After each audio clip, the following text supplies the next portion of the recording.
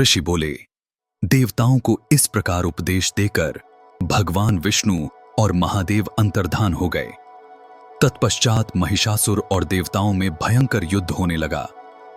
देवताओं की सेना का संहार करके महिषासुर ने स्वर्ग पर अपना अधिकार कर लिया।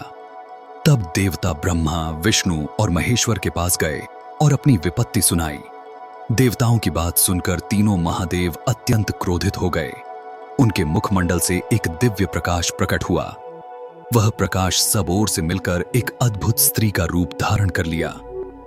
भगवान शिव के तेज से उसका मुख उत्पन्न हुआ, विष्णु के तेज से उसकी बाहुएं, चंद्रमा के तेज से उसके स्तन, इंद्र के तेज से उसकी कमर, वरुण के तेज से उसकी जांघें, पृथ्वी के तेज से उसके नितंब, ब्रह्मा के तेज से उसके चरण, सूर्य के तेज से उसकी उंगलियां, वासुदेव के तेज से उसकी नाक, कुबेर के तेज से दोनों नेत्र, अग्नि के तेज से उसके 3 नेत्र, संध्या के तेज से उसकी भौहें और वायु के तेज से उसके कान उत्पन्न हुए। सभी देवताओं के तेज से यह अद्भुत महाशक्ति प्रकट हुई। देवताओं ने उसे अपने अपने दिव्य अस्त्र शस्त्र प्रदान किए। हिमालय ने देवी को एक सिंह प्रदान किया।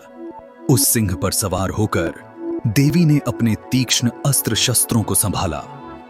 देवी ने उस समय सिंह पर आरूढ़ होकर भयानक शब्द किया।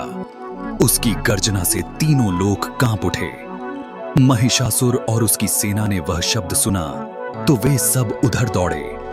देवताओं को देखकर महिषासुर के सेनापति चिल्लाए और उस स्थान पर भीषण युद्ध प्रारंभ हुआ।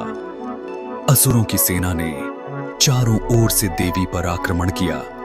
उस समय देवी ने अपने धनुष से हजारों बाणों की वर्षा कर दी।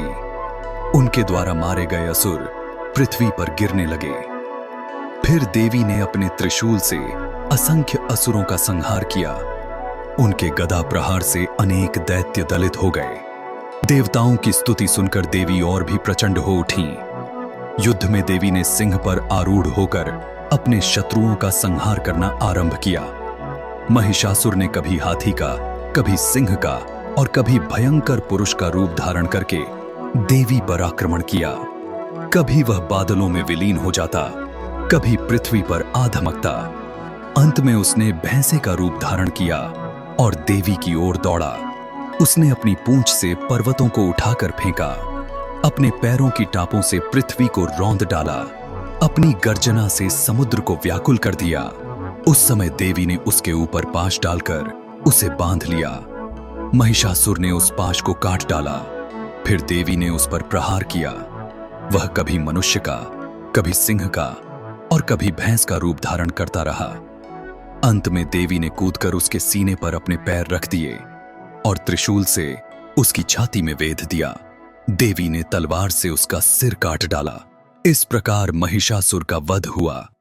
आकाश में देवताओं ने प्रसन्न होकर पुष्पों की वर्षा की, गंधर्वों ने गीत गाए, अप्सराओं ने नृत्य किया और देवताओं ने जय जयकार किया।